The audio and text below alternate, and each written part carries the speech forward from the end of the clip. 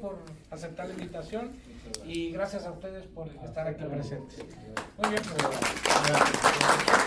buenas tardes a todas, a todos. Gracias por su presencia. La mayoría pues nos conocemos. He estado en otros años, en otras circunstancias con temas de la revolución con ustedes y eso me da mucho gusto. Agradecerle mucho a Brenda, a Job, son del equipo del gobernador de Durango, del doctor Esteban Alejandro Villegas Villarreal, que es un gobernador joven de una edad muy productiva, muy adecuada para ser gobernador. Y también me gusta mucho que en su gabinete unió muchos jóvenes como Brenda, como Job, que son jóvenes que están en plenitud, y en todas las dependencias tiene gente muy activa. Siempre pide lo mismo, y ellos lo saben, siempre pide sencillez con la gente, amabilidad y estar cerca de la gente, y eso nos llena mucho de gusto, de entusiasmo. Yo estaba hasta el mes de marzo como director del Museo Francisco Villa, me sentía en casa porque es mi tema de Pancho Villa, 42 años estudiando a Villa, mas sin embargo el gobernador me pidió que me fuera al municipio a dirigir arte y cultura porque esa dependencia había quedado pues sin jefe, sin cabeza. Venía el Festival de la Ciudad, que es muy importante en Durango en Semana Santa. Me fui ahí permanezco todavía hasta ahorita, que me vine para acá. No sé si regrese al museo o no, pero donde quiera que esté, mi pasión es Durango. Tengo la pasión por el villismo, pero enamorado de mi estado. Y hace muchos años soñaba yo, en el 98, digámoslo así, cuando empecé a recorrer Durango, yo decía, quiero ser un día especialista en Durango. Y me puse la meta muy difícil, porque para ser especialista en Durango la meta era conocer no las cabeceras municipales, pueblo por pueblo de cada uno de los 39 municipios, los caminos, los ríos, la gastronomía de cada municipio, la historia, los personajes, todo de cada municipio para poder decir conozco Durango, y que nadie me contara algo de San Bernardo que yo no conociera, o de Simón Bolívar, o de Santa Clara, o de Tlahualilo, porque mi San Juan del Río, pues ya lo conocía de pe a pa, ¿verdad? Pero ahora me faltaban todos los demás municipios. Entonces me propuse hacerlo, y cuando lo logré y saqué el libro de Durango, pues me complací mucho. Y la verdad me dedico, no solamente ahora que vine aquí, pero me dedico mucho en los municipios o mucho en Durango a hablar de estos temas. Este sábado próximo voy a estar en Rodeo. El nuevo presidente de Rodeo pues es prácticamente de San Juan del Río. Lalo Estrada es un diseñador que ya traspasó las fronteras, que ya ha estado en toda Europa y en los Miss Universo y en todo. Y bueno, pues él es el nuevo presidente de Rodeo y me pidió que también hable sobre la historia de Rodeo este sábado que viene. Pero yo me emocioné mucho venir, y me emocionó mucho dos cosas. Una, que fue la primera que tuve llegando. Llegó mi hermano conmigo a las 3 de la mañana a la casa, pero a las 7 ya me estaba yendo porque iba a acompañar a don Leonardo, que está aquí, y que tuvo un homenaje en el Ayuntamiento de Los Ángeles, en el City Hall, un homenaje pues que a mí me emocionó mucho. Me imagino que a su familia, Leonardo, pues no tiene límites. A mí me emocionó mucho porque Leonardo López nació en mi pueblo. Es ejemplo para Durango que un duranguense haya recibido ese honor de su trayectoria, de su trabajo, de su legado que deja. Para mí, de mi pueblo, me llenó de orgullo, pero nos llena de orgullo a Durango, a los duranguenses, a México, porque es el ejemplo. Leonardo, muchas felicidades. Luego también el estar con Brenda, con su actividad, esta oficina ya la conocemos, Ya yo vine varias veces cuando estaba a la cabeza Pati Gurrola, que la seguimos teniendo allá en Durango, ahora está allá ya en otro plan familiar, pero también anda en la cultura, no crean que deja de Pati de estar un solo día en paz, anda siempre en actividad con los temas culturales y nos vemos mucho. Entonces ya tener el honor de conocerlas, tener el honor de estar en su libro, con la foto que me hizo favor de tener ahí con usted en el libro, muchas cosas que me ligan para acá. Pero yo les he dicho siempre, yo pertenezco a una familia de migrantes, y eso se lo explicaba al diputado. El diputado que estuvo hoy en el desfile, Héctor Herrera, es un diputado de la zona sierra, de la zona de las Quebradas, del municipio de Otaes. Primero fue sí, él es de Otaes. Primero fue presidente municipal, pero ahora es diputado de aquella región, que son 10 municipios. Yo le decía a él, me decía, ¿y usted por qué tiene conecte con los migrantes? Pues porque soy una familia de migrantes, aunque yo no haya migrado. Toda mi familia vive aquí, toda mi familia es migrante, y todos mis paisanos de mi pueblo son migrantes. Entonces, si alguien conoce cómo ha sido la vida de los migrantes directamente, pues soy yo, desde niño lo viví. Claro que vi a mi madre rezar un novenario mientras el hijo se iba a Chicago o buscando California, y sin haber teléfono, sin haber nada de comunicación, y esperar nada más la bendición de Dios para saber si llegaba una carta donde decía que ya había pasado. Así se quedaban todas las madres de mi pueblo, rezando por el hijo que se iba. Así se quedaban las mujeres con 1, con 2, con 3, con 5 y hasta con 8 criaturas mientras el esposo se venía.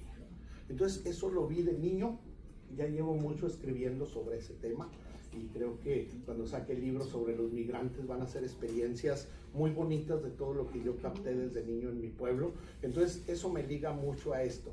Nos preocupa mucho lo que se ha dado en esta crisis que está ahora. Hay una crisis muy fuerte, es una crisis contra los migrantes, una crisis política. Y hoy escuché una frase que me llamó de entusiasmo, porque esa frase la he dicho con mis alumnos siempre, y la he aplicado con mis hijos y con mis nietos. Y se la escuché al mariscal del desfile de hoy. El momento de arrancar el desfile, que le dieron a José Hernández la voz, y él dijo, palabras más, palabras menos, dijo, no tengan miedo, esto va a pasar. Esto se ha dado muchas veces en la historia de nosotros, los migrantes, pero ahorita es el momento de actuar, no de estar con los brazos cruzados. Es el momento de prepararnos, de que nuestros hijos, de que nuestros jóvenes se preparen perfectamente, porque hay una sola cosa que no cambia, y eso ha sido siempre. La preparación y el conocimiento borra y rompe con razas, con racismos, borra y rompe con nacionalidades. Un joven que se prepare aquí en México, donde sea, que sea universitario y que tenga una carrera, es comparable con cualquier otro joven de Finlandia, de Japón, de China, de Canadá, donde sea. Eso es lo que nos hace igualitarios, el conocimiento. Entonces él dijo un mensaje muy bonito, me gustó mucho el mensaje que dio para este desfile. Bueno, pues yo les quiero contar de Durango. Vamos a hablar, y en la plática que le puse Durango, mi tierra. Seguimos, la que sigue, y hablamos de historia, cultura y tradiciones, pero nos vamos con una palabrita que es identidad. ¿Sí? Identidad, con eso nos vamos. Tener identidad es la base de todos, y vaya que la tenemos, los mexicanos. Ahora en el desfile pues era un crisol de cosas, íbamos juntos en el carro, y dígame si no fue emocionante. Sí. Cada vez cuando pasábamos Durango, íbamos muy entusiasmados, y cuando pasábamos que gritaban, ¡y viva Durango! ¡Y viva Durango! Y algunos señores o señoras apasionadísimos, ¡viva México! ¡Y viva México! ¡Y soy México! ¡Y este es México! Y unos de una manera, otros de otra, cada uno lo manifiesta de diferente forma, ¿sí? Entonces, tenemos que hablar de identidad. ¿Qué es identidad? ¿Qué es la identidad cultural? En los elementos que definen el ser duranguense. Yo uso los dos términos, no les extraño. Estamos muy impuestos a decir duranguense, pero es igual de correcto por la Academia de la Lengua decir durangueño. Y yo uso mucho la palabra durangueño y a veces las combino. Y hay una tercera, que es la de España, durangués. Porque no nos olvidemos que Durango viene de Durango, España, ¿sí? De donde era Ibarra, nuestro conquistador. Entonces, pásale. Entonces, la palabra para España es durangués. Casi no la usamos nosotros, pero sí usamos duranguense o durangueño, ¿sí? El sentido de pertenencia y la importancia de conservarla y transmitirla. De nada serviría si tenemos identidad firme, pero no la transmitimos. Eso se da mucho, se da mucho. Aquí y en México. En México tenemos papás, sin importar de qué clase social o si está preparado o no está. Tenemos familias, y son familias conocidas, que el papá es una lumbrera, que sabe mucho, que domina muchos temas, pero cuando uno platica con el hijo, nos damos cuenta que el hijo tiene un contexto del mundo y de la cultura general pequeñito. Y es donde uno dice, caray, pero es el hijo del profe fulano de tal, que dio clases y que tiene 30 años o que ya se jubiló. Son los hijos de él.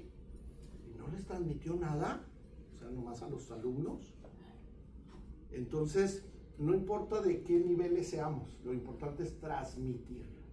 Si un papá no le cuenta a los hijos cómo vivió él, cómo creció, si el papá está aquí, si ellos están aquí, pero no le cuentan a los hijos cómo pasaron por primera vez, cómo vivieron aquí, pues el hijo va a dar la normalidad, va a pensar que siempre fueron al eliminado y que siempre fue todo igual y que siempre salieron y que ahorita Tron es el malo de la película. Pero es porque el papá no les cuenta cómo le fue a él, cómo estuvo su pasada. Y no le contó cómo pasó por la mesa de Otaes y cómo pasó por todos lados y cómo lo corretearon y cómo lo volvieron a agarrar y lo volvieron a sacar y volvió a entrar y mil cosas.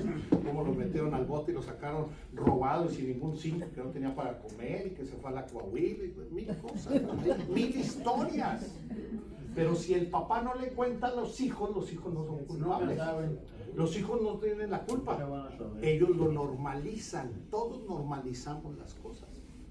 Pero peor cosa, si no le contamos a los abuelos, a los nietos. Si el abuelo no les cuenta a los nietos, estamos más fritos. Los abuelos somos los transmisores del conocimiento, aquí en China, en todos los países. Los abuelos tenemos que darnos el tiempo. Y ahorita yo conozco muchos abuelos que dicen, no, pues ¿cómo? Si es que no puedo despegar a la criatura del teléfono, pues ¿cómo le cuento? Pues si están como yo pegados al teléfono también el abuelo, pues no le van a contar nada. Yo primero despegan del teléfono a los nietos que a mí, pero tenemos que darnos el tiempo de hacerlo. A todos los nietos les encanta escuchar a los abuelos, pero no escucharlos decir, siéntate muchacho, aplácate, no tires, no comas, no te manches, no, eso no les gusta a los nietos.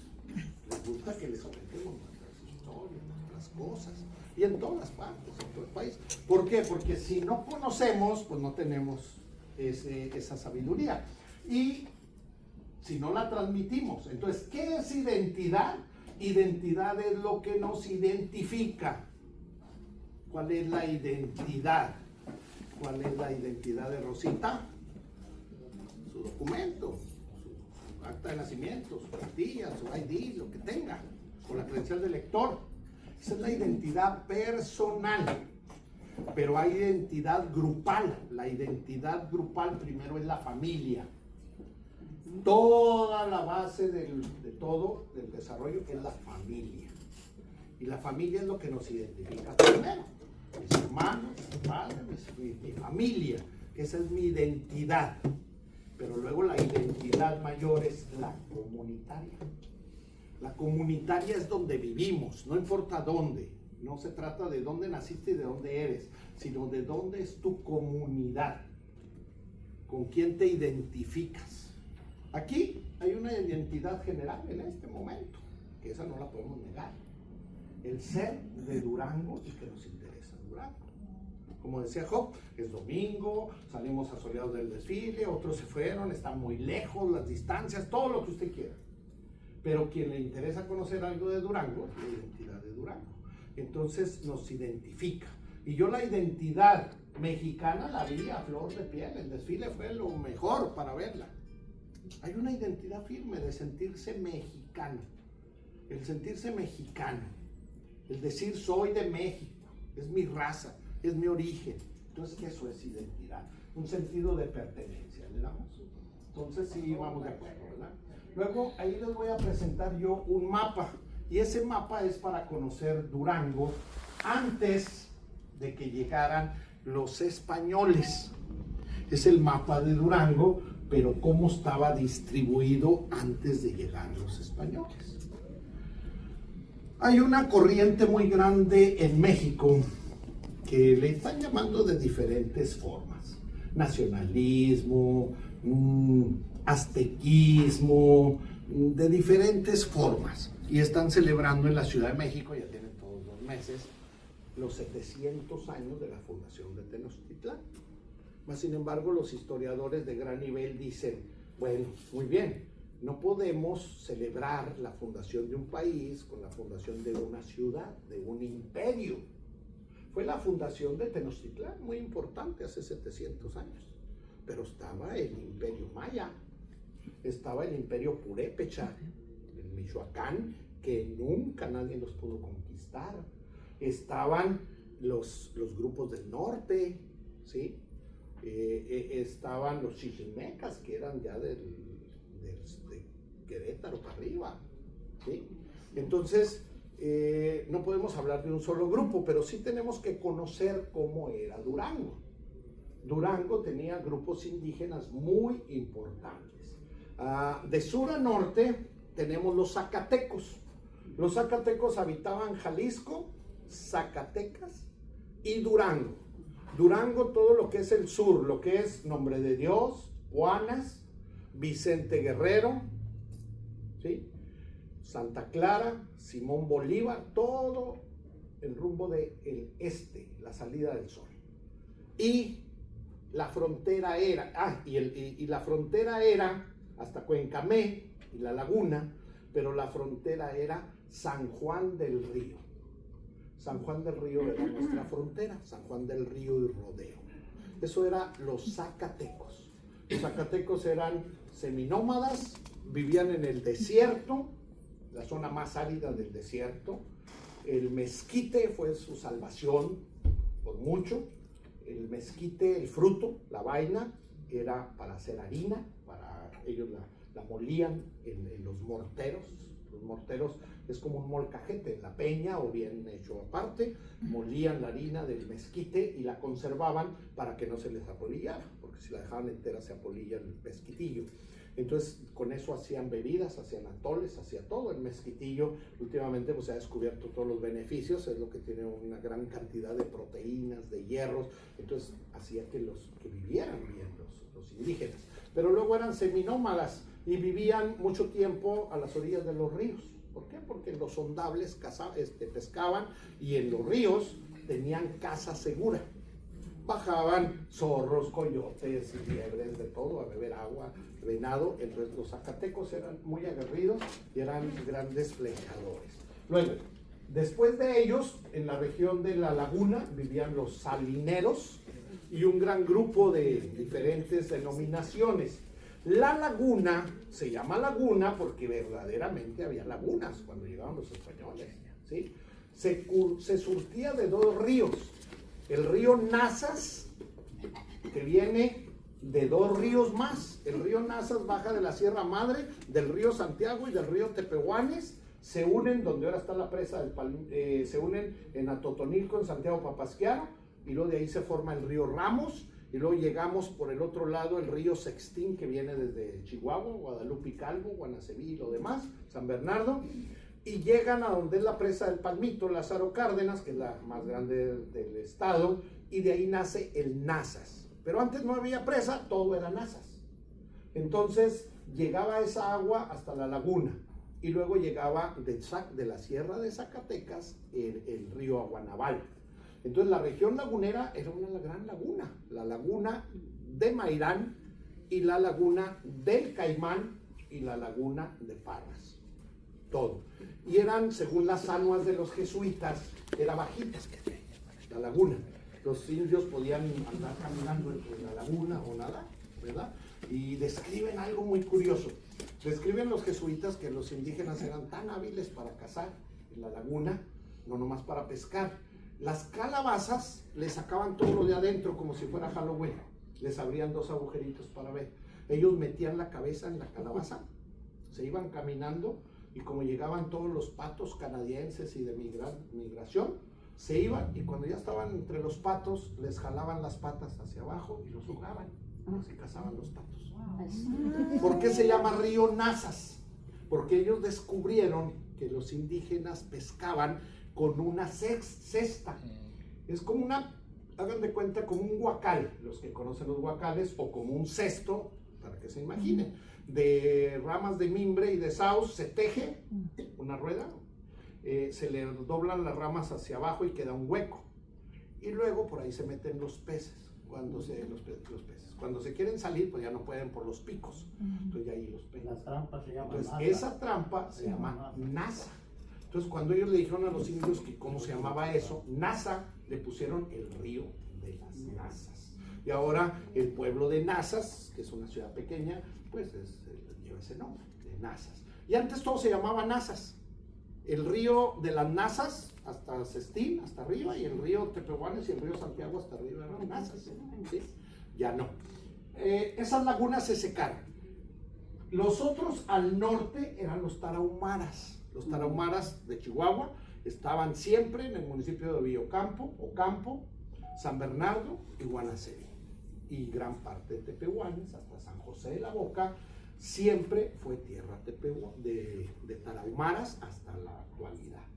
Luego, al poniente, la sierra de Topia, Canelas y Otaes, los más bravos de todos, Jijimes y Acaxes. Los Acaxes y Jijimes dominaban toda la sierra, todas las quebradas, hasta Culiacán, hasta San Miguel de Culiacán, hasta Sinaloa. Luego, todo el centro de Durango, que son los valles, era la gran nación de los meros reyes de todo, los tepehuanes. Los tepehuanes abarcaban desde San Juan del Río, todos Rodeos, Coneto, San Lucas, Canatlán, y San Juan del Río como pueblo, donde está el pueblo, eran zacatecos, pero ya de San Lucas para allá, a las lagunas, eran tepehuanos, y de Palmitos y Huichapa a Rodeo eran tepehuanos. Los tepehuanos estaban en el Valle de Guadiana, en lo que es la ciudad de Durango y toda la sierra. Los tepehuanos eran los más poderosos, los más ricos y tenían poblaciones más grandes.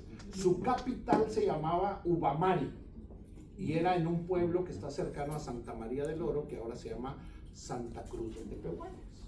¿Por qué Santa Cruz de los Tepehuanes? Porque cuando llegaron los jesuitas ahí, encontraron que era un pueblo redondo. Todas las casas eran de adobe, con techos de paja, y todas estaban dirigidas al centro, todas las callecitas, ¿sí? Y luego en el centro había un patio grande para la danza, y ahí estaba el dios de ellos se llamaba Ubamari, y lo describen de 7 palmos, o sea, más o menos casi como de este tamaño, ¿sí? Era una columna. Y los jesuitas lo describen, era el vivo diablo, el demonio, porque tenía cabeza de águila, cuerpo de venado, y la base eran víboras. Esa es la iconografía de los tepehuanos, es su religión, ¿sí?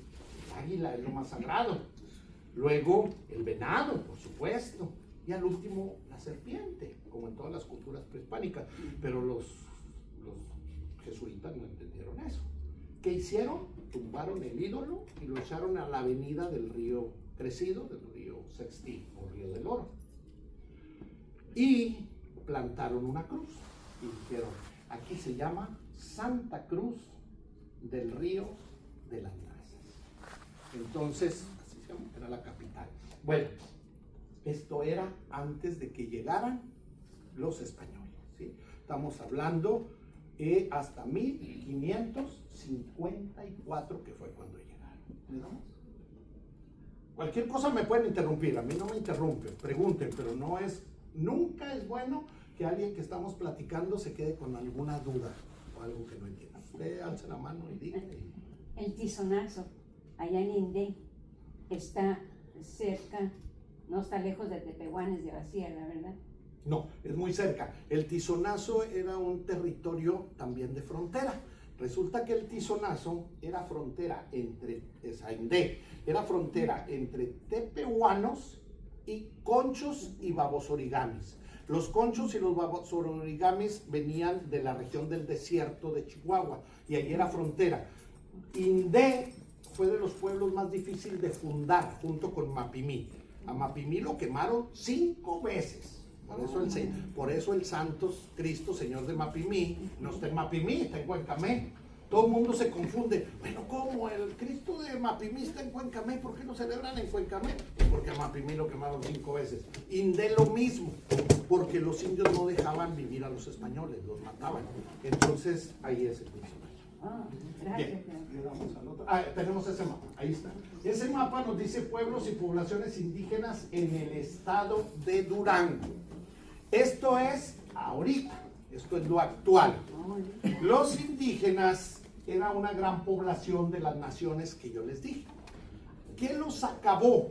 Pues los españoles. Los españoles llegaron, invadieron. ¿A qué los pusieron? Primero los citaron, los juntaron, los esclavizaron a cuidar ganado, a las minas, que era lo más terrible, y al campo, ¿sí? Entonces los indios, ningún indígena estaba impuesto a trabajar, pues jamás habían trabajado. Ellos vivían libres, silvestres. Y que llegue alguien, como llegar ahorita a un extraterrestre y nos esclavice, pues qué difícil, ¿no? Entonces, los indígenas morían muy fácil y muy pronto, pero muchos se fueron a la sierra, se remontaron entre las montañas para protegerse. El ejemplo más grande está acá en lo que es Suchilipuanas. Suchilipuanas y lo que es el Vicente Guerrero eran zacatecos, pero había una subtribu que les llamaban los michis, por eso se llama la Sierra de la Michilía, todavía hasta la actualidad, que ahora es reserva de la biosfera. Y ahí los michis tenían su emperador propio, su cacique, y él los dirigía. Cuando llegaron los españoles, él juntó su pueblo y dijo: nadie se va a someter. Se subieron al Cerro del Sacrificio, que es un cerro un poco elevado de todos los demás, en los valles de Puana. Se subieron al Cerro del Sacrificio, uno a uno se lanzó al precipicio y murió. Mujeres, niños, ancianos, todos, y el cacique fue el final. Entonces murieron todos antes de sacrificarse. Ahora, hay historiadores que nos narran historias, pues, falsas, digo yo, no las quieren pintar bonitas, y dicen: no, el fénix de la conquista en Durango, el joven Francisco de Ibarra, era tan noble y tan bueno que convocaba a los indígenas y en sana paz los invitaba a vivir en policía y buen gobierno, así se le llama. Los españoles decían: vivir en policía y buen gobierno es vivir en un pueblo decente. Para ellos, los españoles venían de vivir así. No, no fue así la cosa. Ibarra es un conquistador muy joven. Él empezó la conquista, ahorita lo hablamos más detenidamente, pero él tenía 16 años cuando empezó de conquistador.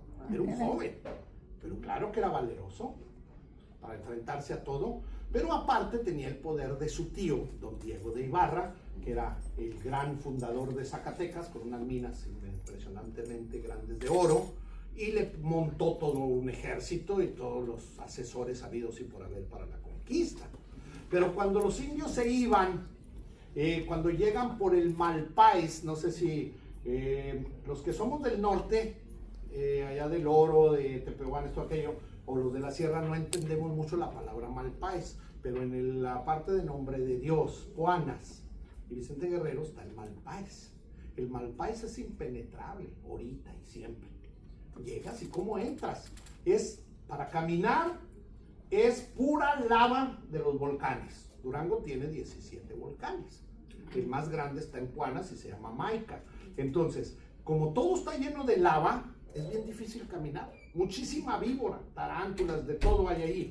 Pero es un charrasquillal, es un monte tan espeso de espina que no pueden. Pues ¿saben qué hicieron los indios zacatecos? Se metieron al Malpais. Ellos sabían vivir en el Malpais, sabían comer tusa, sabían comer víboras, sabían comer, alimentarse y sabían que había mucha agua. Entonces Ibarra pues no los podía sacar. Y los caballos de los españoles no podían entrar. ¿Qué hizo Ibarra? Metió sus indios ahí, aliados. Porque cuando los españoles llegan, traían una gran cantidad de indios ya catequizados, ya cristianos. De la Ciudad de México, de Tenochtitlán, que eran aztecas, de Tarascos de Michoacán, y los mayor parte eran los tlaxcaltecas, los de Tlaxcala, pero traían una cantidad enorme de negros. Los negros eran los más débiles, eran los que más pronto se morían, no estaban acostumbrados a esos territorios y a esos climas. Pero los tlaxcaltecas eran unas fieras. Ibarra los metió a la Breña, sacaron a los indios zacatecos de la Breña y luego los asesinaron a todos. Entonces no es tan en paz la cosa, no era tan fácil. Estos son las tribus indígenas de ahorita, las etnias, y vemos los Odanes. Nosotros decimos los tepehuanes, y hasta le pusimos nombre al pueblo de Tepehuanes. Digo todos nosotros, de habla hispana. Ellos nunca se llamaron tepehuanes, ni se consideran tepehuanes, ni eran tepehuanes. Ellos son Odan. Odan, los de la montaña. Su pueblo es Odan, así se llaman. Pero los españoles les pusieron tepehuanos y así les seguimos diciendo. El otro pueblo es Náhuatl. Los náhuatl están en la zona del Pueblo Nuevo. Muchos dicen, municipio de El Salto. No, no hay ningún municipio que se llame El Salto. El municipio se llama Pueblo Nuevo y la cabecera municipal se llama El Salto o Ciudad del Salto. Entonces, en ese municipio están, y en Mezquital están los náhuatl. Náhuatl que trajeron los españoles desde el centro del país y se les escaparon y no quisieron ser esclavos y se fueron a vivir a la sierra y todavía están ahí. ¿Sí? Luego, la otra, Rarámuris, que somos muy dados a decir, los tarahumaras. Y en San José de la Boca, no me dejarán mentir, los tarahumaras, ahí están los tarahumaras, ahí andan los tarahumaras trabajando. Sí, no son tarahumaras, son rarámuris, ellos se llaman rarámuris, no tarahumaras. Los otros, Nayeri, los Nayar, los Coras, ahora el estado de Nayarit se lució, qué bárbaro, llevaba unos trajes impresionantes de los grupos de huicholes, que no les debemos decir huicholes ni coras, les digo. Y luego vienen los huicholes, de los que estoy hablando hoy desde el desfile. Pues no son huicholes, ellos son huicárica. Ese es su nombre de ellos, son huicárica. Entonces, estas son las tribus que viven ahorita. En la región del Mezquital y Pueblo Nuevo hay ahorita 42,000 indígenas en nuestro estado de Durango. Y todavía no nos da pena decir, es que los oaxaquillas son puros indios, es que los de Guerrero. ¿Y Durango qué? Si tenemos una cantidad enorme de indígenas. ¿Sí? Que no sé ni por qué les decimos indígenas, creo que estoy más indígena yo que ellos. Son mexicanos, son duranguenses nada más. Bueno, esto es. ¿Por qué estoy viendo todo esto? Porque si no conocemos, no tenemos identidad. Grábense esto, nadie puede amar lo que no conoce. Nadie. Correcto. Seguimos. Ahí nos vamos a la fundación de la Villa de Durango. Una cosa es la Villa de Durango y otra es la ciudad de Durango. Creo que este año fue cuando los cronistas nos hemos puesto un poquito más enérgicos en Durango, corrigiendo a los mismos ayuntamientos y al mismo gabinete de Estado, porque en la fundación, en los festejos, para todo ponen en los espectaculares. La fundación de la ciudad de Durango. Caray, pues no nació como ciudad, nació como una villa, como un pueblito, no nació como villa. Entonces hemos tratado de ir corrigiendo esos datos, ¿sí? Entonces la fundación de la villa de Durango fue el 8 de julio de 1563, ¿sí? Luego, ¿quién la funda? Francisco de Ibarra y Arandia y la exploración del norte y el contexto de la Nueva Vizcaya. ¿Quién era Francisco de Ibarra? Les decía, Francisco de Ibarra era de una familia nacida en España, en una región en ese tiempo muy pobre, la Vizcaya de España, ¿sí? La Vizcaya de España, donde nació en un pueblito llamado Durango, que todavía existe. Existe Durango, España, Durango, Colorado y Durango, México, ¿sí? Entonces, nace en Durango, España. Su familia, tíos, se vienen a las nuevas tierras. Y don Diego tuvo la suerte de casarse con doña Ana, la hija del virrey. El rey estaba en España, Carlos II, luego Carlos III, luego Carlos IV, pero luego el rey estaba en España, pero en México tenía el virrey. Y él se casa con la hija del virrey y se lanza a la conquista más allá de Tenochtitlán, a lo que es Guadalajara, a lo que es la Nueva Galicia, el reino de la Nueva Galicia. Entonces el reino de la Nueva Galicia era de puros chichimecas, de ahí para arriba, todo. ¿Qué significa chichimeca? Chichimeca era despreciativo para los aztecas. Los aztecas, que eran cultos y en su momento muy avanzados, a las tribus del norte, que eran rudimentarias, les decían chichimeca, o que significa de alguna manera perro sarnoso, algo despreciable. Y era todo lo del norte. Entonces se vienen luchando hacia el norte, pero cerca de Aguascalientes y Zacatecas se da la guerra del Mixtón en un cerro, y a don Diego de Ibarra le dan una herida con una flecha. Los españoles tenían un punto débil. Ellos traían corazas de metal, de fierro, botas y todo, pero la pierna libre, no se la cubrían. Entonces los indios fueron tan astutos que rápido supieron dónde darles, y a todos los herían en las piernas, ¿sí? Y morían. Entonces a don Diego le amputan la pierna, muy joven, y ya no pudo seguir. Entonces dijo, ¿qué hago? Pero él se había traído a su sobrino de solamente 12 años, hacia unos años antes, a la Ciudad de México, y su sobrino Francisco de Ibarra y Arandia estaba de paje del virrey. Pues va por él, se lo trae a Zacatecas y le dice, tú vas a emprender la conquista de las nuevas tierras más allá de la señora de los Zacatecas, más allá. Entonces le monta todo un equipo de gente preparada, de gente experimentada, de capitanes y de todo, mulas de carga, burros, caballos, y la comida caminaba, ¿eh? ¿Sí se imaginan cómo caminaba la comida? Así, literal. Las vacas, los borregos, los chivos, los marranos, las gallinas, iban vivos, caminaban, porque no iban a matarlos, ¿verdad? Pero sí traían ellos mucho bastimento desde España, y la hacían también en Zacatecas. Los bastimentos de ellos era trigo, pan de trigo seco, y muchos embutidos, jamón serrano y embutidos que los españoles usaban. Pero la comida diaria pues eran los animales que llevaban vivos, ¿sí? Entonces, y muchos negros que hicieran todo el trabajo y cargaran. Imagínense cómo emprende Francisco de Ibarra, un joven, un viaje a una tierra desconocida. Es equiparable, lo mismo, a que llegue una delegación de humanos a Marte. Es lo mismo. ¿Qué van a encontrar en Marte? Pues no sabemos, ¿verdad? ¿Qué tal si de las profundidades salen seres vivos o salen enemigos? Pues ellos no sabían que iba a salir, nada sabían. Mas sin embargo van avanzando, llegan en sus primeras jornadas y descubren lo que ahora es Fresnillo, y le ponen el Fresnillo porque en un manantial llegaron a brevar sus animales y a hacer campamento, y había un fresno muy bonito, Fresnillo, y así se llama, Fresnillo. Entonces ahí descubrieron una mina riquísima de plata, y luego oro y plata, ahí en Fresnillo. Pero luego los indios que los iban guiando, los fueron guiando y se fueron más al noreste, y llegaron a un pueblo que ahora se llama Río Grande, Zacatecas. y le pusieron Río Grande porque el río Aguanaval era septiembre. Salieron en los primeros de septiembre de Zacatecas. Entonces llegan ahí y el río muy grande le ponen Río Grande.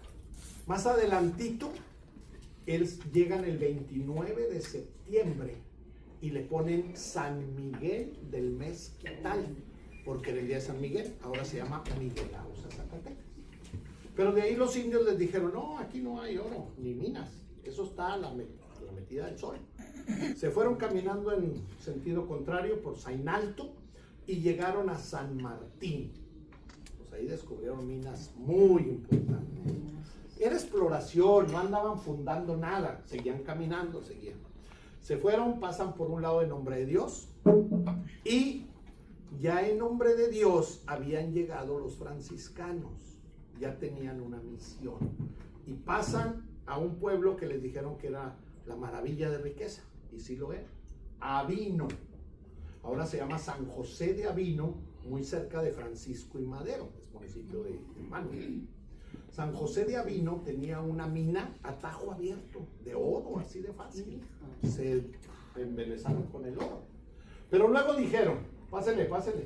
Luego dijeron, no, esto no, vámonos más adelante, porque tenemos que encontrar una ciudad muy rica que hay en el norte. Pásele, siéntese por acá. Y en esa ciudad tan rica y tan importante se llamaba Copala. Y avanzan a buscar Copala y llegan y encuentran una que no es Copala, pero que sí se llamaba Copalé. Y Copalé era un pueblito de Zacatecos, exactamente donde ahora está San Juan del Río. Ahí llegan aproximadamente un 12 de octubre. Llega Ibarra y su gente y los indios se van todos, dejan solo, se asustan y se van a las serranías. Tratan de recuperarlos, pero los indios ya no regresan. Entonces, de ahí caminan, ahí no hay minas, en San Juan del Río no hallaron ningún mineral, pero hallaron tierra muy fértil y mucha agua. Aparte de mucha agua, parras con uvas y mucha fruta silvestre. De ahí inmediatamente avanzan, caminan y llegan el 18 de octubre, día de San Lucas, a un pueblo que se llama ahora San Lucas, municipio de San Juan del Río. Y ahí encuentran una mina riquísima, en San Lucas. Hasta ahí los españoles conocían la nación zacateca, acuérdense. Nada más zacatecos, ya sabían cómo hablaban, ya traían intérpretes que los entendían, ya sabían sus costumbres, ya más o menos sabían todo. Apenas pasan San Lucas y se topan con otra gente diferente, que viste diferente, que ya traía ropa, que habla diferente, otra lengua, y que son más bravos, y eran los tepehuanos. Atraviesan las lagunas de Santiaguillo y las lagunas de Canatlán. Yo creo que todos los de aquí han oído hablar la palabra Canatlán, que es un municipio de Durango. ¿Sí saben qué quiere decir Canatlán? ¿Alguien de ustedes? Canatlán de las manzanas. ¿Pero qué quiere decir la palabra Canatlán? De las manzanas, porque hay muchas manzanas. ¿Qué creen que quiera decir la palabra Canatlán? Canatlán es una palabra indígena, original, y significa nido de patos, porque estaba rodeado de puras lagunas, todas las lagunas, y significa nido de patos.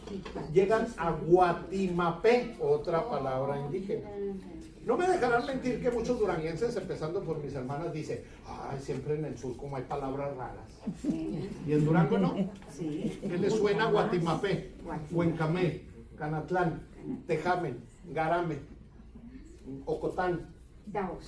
Todos esos que les suenan son palabras indígenas. Bueno, llegan a las lagunas y pasan y se vienen al Valle del Guadiana a los primeros de noviembre. En el Valle del Guadiana, ahí tienen un enfrentamiento con los indios muy fuertes y a Francisco de Ibarra no lo salva. Le dan un flechazo, ¿dónde? En la pierna. En la pierna. Y casi se muere. No, acuérdense que una herida se infectaba y era gangrena y hay que cortar la pierna, pero no se le infectó, lo curaron con curaciones de hierbas y lo salvaron. ¿Qué lo salvó? Pues que era un joven de 17 años. Entonces de ahí se regresa a Zacatecas otra vez, llegando a Zacatecas los últimos de diciembre. De ahí, maestra Beatriz, usted y yo escuchamos siempre, y sé que usted en la historia la conoce, es una persona de San Juan del Río que conoce muchísimo, y nos enseñaron los grandes historiadores de antes, y dicen palabras más, palabras menos. Atanasio Gesanavia y todos los historiadores de antes. Desde que yo llegué a San Juan del Río leía eso. San Juan del Río, San Juan Bautista del Río lo funda el Fénix de los conquistadores Francisco de Ibarra un día 24 de junio de 1555. Otros 54, otros 58. ¿Cuándo carajo llegó a San Juan del Río Ibarra en junio? Nunca. Este primer viaje llegó en septiembre y se regresó en diciembre. Ahí está la primera mentira. Entonces ahorita vamos a ver la segunda de San Juan del Río. Bueno, ya Ibarra se fue, pero como descubrieron todas esas minas y llegaron todos los españoles platicando, no, pues surgieron así de familias españolas que se aventuraron a poblar esas localidades, no a poblarlas, a explotar el oro y la plata, pero a muchos los mataban los indígenas, a otros no los dejaban vivir y se tenían que regresar. La única población que sí se fundó fue Fresnillo, fueron los pueblos de Zacatecas, y luego se empezó a fundar Avino, porque la mina era de Ibarra y San Martín. Entonces Ibarra, para que los mineros de españoles se quedaran ahí en Avino, les regaló la mina, para que no se fueran. Se la regaló, lo que saquen en ustedes. Entonces, se viene, ¿le damos? Ahí, bueno, regrese, mismo, nomás para concluir, no lo quiero hacer tan largo. Entonces resulta que Ibarra, ya estando ahí en San Martín, pasan los años, ya están explotando las minas, estamos hablando desde el 54, 1554, hasta el 62. En el 62 lo llaman a la Ciudad de México y le dan el nombramiento de gobernador. El nombramiento de gobernador. El gobernador, pues tan joven como no se imaginan, ¿sí? Debió haber tenido apenas 22 años, 23 años, y ya lo nombran gobernador. Cuando ya lo nombran gobernador fue el 24 de julio de 1562. Entonces él empieza a preparar, ahora sí, la máxima expedición para fundar pueblos. Porque el título dice, gobernador de las tierras más allá de Zacatecas. ¿Cuáles? Pues las que están más allá. Ya no tenía nombre. Entonces ya con un gran ejército sale de San Martín los primeritos días de enero. Y en San Martín le hacen una corrida de toros. Hacen una gran fiesta con corrida de toros al estilo español y se lanza la conquista. Derechito a San Juan del Río. Ya conoce todo lo demás. Se va derechito a San Juan del Río. Ahorita decimos San Juan del Río. No se llamaba San Juan del Río. Se llamaba Valle de San Juan porque así le puso él. Se va derechito al Valle de San Juan, llega en los primeritos días de marzo y manda hacer un campamento enorme ahí en San Juan, donde ahora es el convento franciscano y el templo de San Francisco, muy cerquita de su casa, ¿no? Entonces ahí llega Ibarra y hacen su gran campamento. Y el día 5 de marzo nombra su gobierno.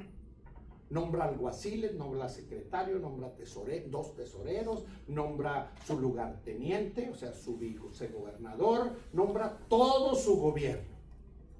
Por eso yo aseguro que la fundación de San Juan fue el 5 de marzo de 1563. La ciudad de Durango se funda hasta el 8 de julio de ese mismo año. Primero se funda San Juan. Entonces, ya fundan San Juan, pero ese no era el objetivo de Ibarra. El objetivo de Ibarra es lo que contaban los indígenas y los españoles que habían fracasado en un encallamiento de un viaje en la Florida y que habían atravesado todo el país para llegar a la Nueva España y que decían que en el norte había 7 ciudades de oro, Cíbola y Quivira, y buscaban a Copala. Entonces el viaje de Ibarra era para conquistar Topla.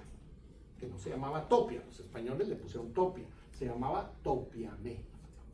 Entonces Ibarra deja de lugarteniente, de jefe de gobierno en San Juan del Río, a Martín de Gamón, un capitán muy cotizado. Y él se va con un ejército. ¿Por dónde se va? Por la autopista. Todos los españoles siempre viajaron por las autopistas, igual que los indígenas. ¿Cuáles eran las autopistas? Los ríos. Los ríos tenían agua para sus animales y para ellos, tenían peces, ¿sí? O animales, y tenían casa. Entonces bajan por el río San Juan, se conectan al Nazas, por el Nazas suben hasta donde es la rebalsa hasta donde es la cortina de la presa Lázaro Cárdenas, y ahí tienen que decidir por dónde, porque ahí eran dos ríos, el de Indé, el del Oro y el de Ramos. ¿Por cuál se van? Pues se fueron por el de Ramos. Y llegan el domingo de Ramos de 1563, y como era el domingo de Ramos, le pusieron Valle de Ramos, a San José de Ramos, o la hacienda de Ramos, allá en el norte. Y de ahí siguen por el río y luego llegan a Totonilco, y ahí se dividen dos otra vez. ¿Por cuál nos vamos? ¿Por el de Santiago o por el de Tepehuanes? Se fueron por el de Tepehuanes. Cuando llegan a donde es ahora Tepehuanes, se dan cuenta que los indígenas, Ibarra era muy listo, Ibarra ya les entendía su lengua, y se dio cuenta que los indígenas los iban a traicionar y a matar a ellos, a los españoles. Entonces él, así un joven tan decidido, los mandó colgar a todos en los álamos del río, y desde entonces se llamó el río Tepehuanes el río de los ahorcados. Y de ahí se fueron a Topia, pero no alcanzaron a llegar a Topia, se perdieron, y el invierno estaba tan crudo y tan fuerte que cuentan en sus crónicas que se les congelaron algunos caballos. Tenían un problema enorme los conquistadores. Tenían que hacer grandes fogatas porque llevaban una cantidad de vacas, de marranos, de gallinas. Imagínense en esas serranías que estaba infestada de lobos y de osos. Tenían que tener para calentarlos y para ahuyentar los lobos y los osos. Al fin se regresaron derrotados, se vinieron a Guatimapé, pero ahí encontraron una india que les dijo, ya con castellano, yo los llevo a Topia. Y los llevó hasta Topia. Cuando se asomaron a Topia, escucharon los tambores y dijeron, no, este pueblo es tan avanzado como Tenochtitlan, hay tambores, hay todo. Topia era un pueblo de jijimes, indios diferentes a los tarahumaras y a los tepehuanos y a los zacatecos, con otra lengua, con otro idioma, pero usaban ropa de algodón, los indios de allá, y hacían comidas diferentes. De ahí se regresan decepcionados a San Juan del Río, porque no era la gran ciudad que esperaban, Topia. Pero Ibarra escribe una carta al rey de España. No la traigo por lo del tiempo, pero es una carta de pura exageración y puras mentiras.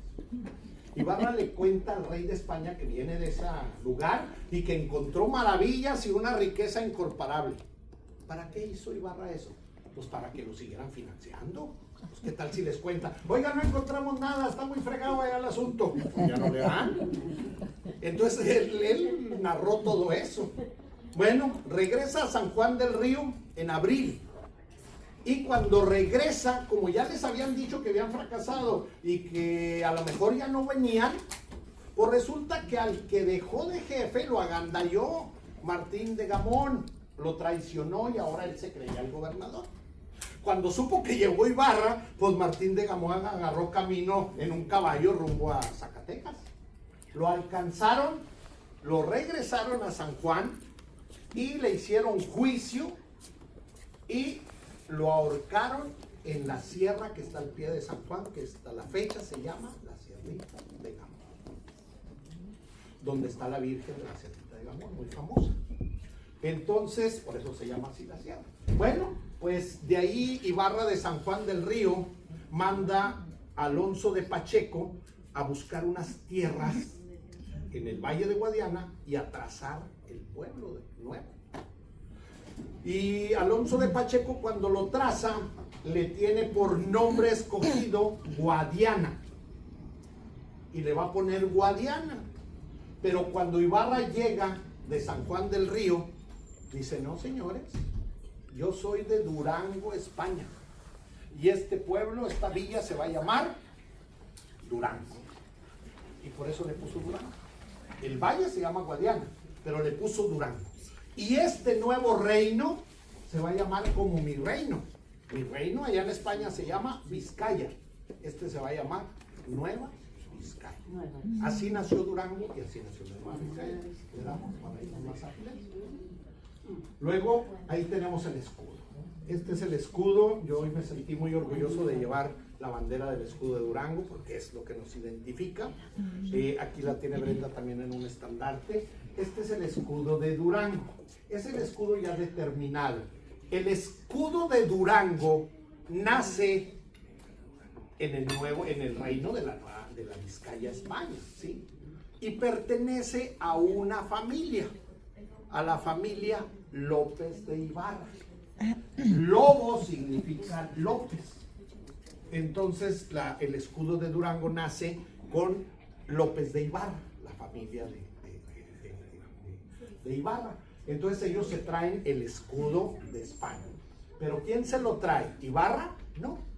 La villa de Durango nace el día 8, a media mañana, se juntan los españoles, leen una proclama, como todas las ceremonias que hacían, en esta tierra, con el favor de Dios y el nombre de Dios y todo, vamos a nombrar estas tierras y se llamará Durango. Y luego es en la Plaza de Armas, que ustedes conocen, en la esquina, casi ahí en la esquina enfrente de donde está el McDonald's. Ahí en esa esquina de la plaza del Socavón y del McDonald's, ahí se funda Durango. Ahí lo traza. Ahí el franciscano hace la misa solemne. Después de la misa leen todas las proclamas y reparten los solares. Queda el solar para la iglesia, la religión. Queda el solar para el gobernador, la casa de gobierno. Queda el solar para los principales vecinos. Y se reparten los solares. ¿Por qué se fundó ahí Durango? Si no era minero, no había minas, no había nada. Se fundó por el agua. Hasta el último momento, el agua ha sido la clave para fundar pueblos. Y con el agua se funda. Había el ojo de agua del obispo, que le llamamos por el Parque Guadiana, y desde allá traían el agua por sequías y regaban todos los solares. Ahí se funda la villa. Empieza a crecer la villa. Pequeñita, unas cuantas familias, 30 familias, y empiezan a repartir tierras. El gobernador no vive en Durango. El gobernador se regresa a San Juan del Río, dura 7 meses en San Juan y emprende su viaje a Sinaloa. Y ya nunca más regresó a Durango. Puso un teniente de gobernador, ¿sí? A Martín de Ibarra, ¿sí? Entonces ya nunca más regresó Ibarra. Ibarra muere en Pánuco, un pueblo que él funda, antes de bajar a Mazatlán, cuando uno bajando las curvas, está Pánuco, y ahí en Pánuco muere de 36 años, todavía soltero, y muere de tuberculosis. Pero Ibarra llega a Culiacán, y sube al norte, y funda, bueno, antes de llegar a Culiacán, funda lo que ahora se llama Concordia, que le puso San Sebastián, y luego se va al norte y funda el Fuerte, que era San Juan Bautista de Carapoa, ahora es el Fuerte, pueblo mágico de Sinaloa, y luego se va hasta más al norte y descubre Paquimé, en Chihuahua, la tierra de los indios Paquimé. Entonces los vestigios. Y se regresa a trabajar las minas y lo sorprende la muerte muy joven. Ahí se quedó Ibarra, ¿sí? Nunca más regresó a Durango, pero el reino creció tanto que en pocos años se nombra un obispado. Primero hacen una capilla. Hacen una capilla de adobe pesado, con techo de paja, donde está la catedral, ¿sí? Y el santo patrón, ¿quién creen que fue? San Mateo. San Mateo fue el patrono primero de Durango. Pero luego, en el jueves de Corpus, tiran unos cohetes, cae un cohete al techo y arde todo y se quema todo. Y se acabó la capilla. Entonces hacen otra, pero ahora la otra la dedican a la Virgen María de la Asunción. con la fecha de fiesta el 15 de agosto. Y ya la nueva patrona es la Virgen de la Asunción.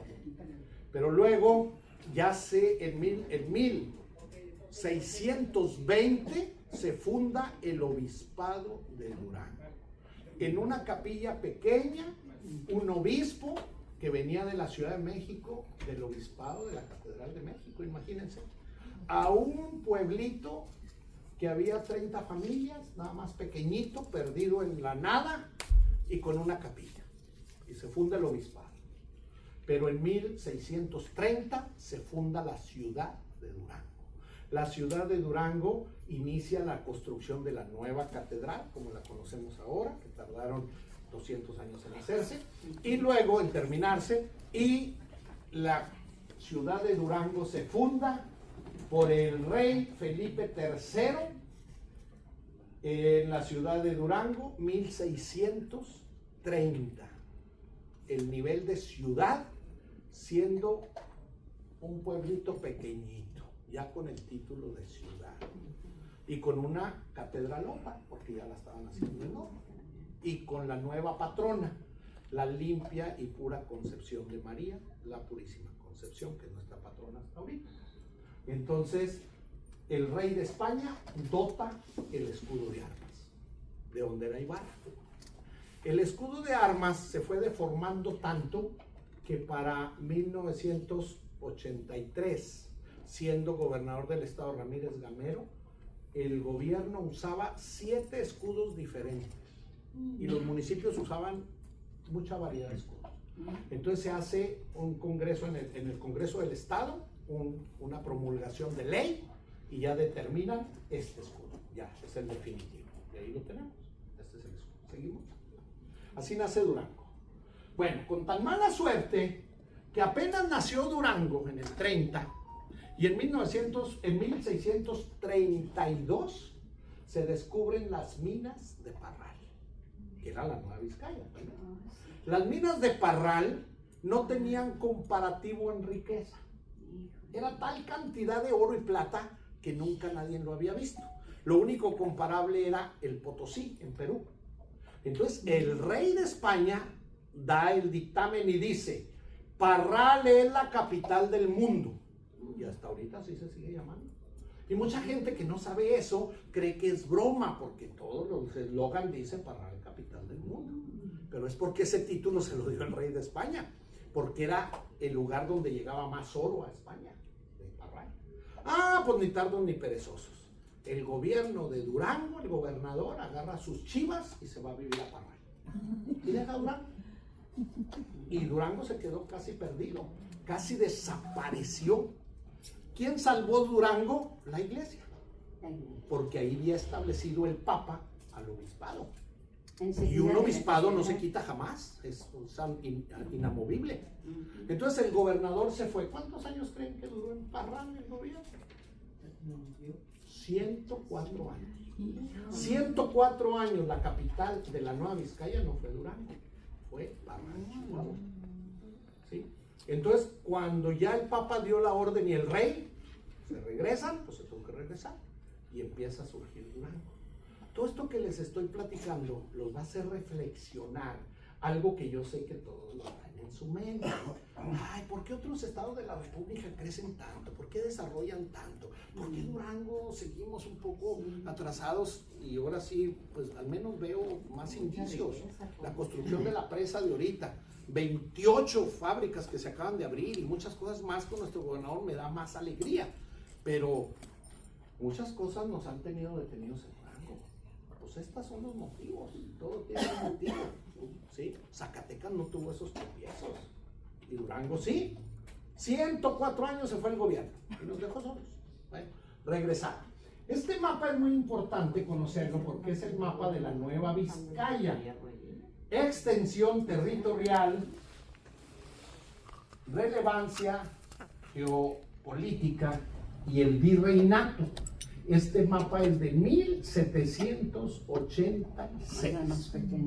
Si ustedes van a la Placita Olvera, que todos han ido, y que yo había ido y no había conocido hasta antier, que me llevó mi hermana a la casa de adobe de la familia Ávila, porque esa no había entrado, nomás había entrado a la misión, que era lo que me interesaba. Los Ángeles se funda como misión de Nuestra Señora de los Ángeles, con todas las misiones que vienen desde Sonora, de los jesuitas, desde Durango, desde la Nueva Vizcaya. Todo parte de Durango, todo esto es Durango, todo parte de Durango. Esta es la Nueva España, todo lo que es México, ¿sí? Entonces, ahí en la casita Olvera dice muy clara toda la historia, y dice cuándo se funda Los Ángeles, 1782. Este mapa es de 1786, apenas estaba fundándose Los Ángeles, apenas había familias españolas en Los Ángeles, y la primera familia, que era la familia Ávila, ¿verdad? Entonces ahí vemos los reinos, pero vemos esta parte de aquí, que es ahora el estado de Durango y el estado de Chihuahua, y el número 2 es Nuevo México, el número 1 es el gobierno de la Nueva California. Aquí donde estamos se llamó Gobierno de la Nueva California. El de abajo, Baja California, que le llamamos ahora, era gobierno el 2, el Nuevo México. El 3, gobierno de la Vieja California. Luego, gobierno de Texas. No, perdón, de Tlaxcala. Y luego allá en el otro lado los otros reinos. Bueno, lo que quiero mostrarles es lo que es ahora Durango, ¿sí? Esto es México. Nada que ver con Estados Unidos. Todavía no existía Estados Unidos. Existían las 13 colonias que todos ustedes han aprendido en la ciudadanía cuando lo han hecho, ¿sí? En la historia de Estados Unidos existían las 13 colonias, pero el reino era de España, todo era España. Entonces poco a poco se fue independizando todo, pero toda esa región, todo Nuevo México, la California, acuérdense que acá donde está la Nueva California abarca lo que ahora es Colorado, ¿sí? Y está Arizona. Hay nuevos estados ahora, pero todo era California, todo. Nueva California y Vieja California. Ese es un mapa para darnos una idea cómo era nuestra patria en 1786. ¿Le damos a ver qué sigue? ¿Hay alguna duda de eso? ¿Alguna aportación? ¿Nada? ¿También?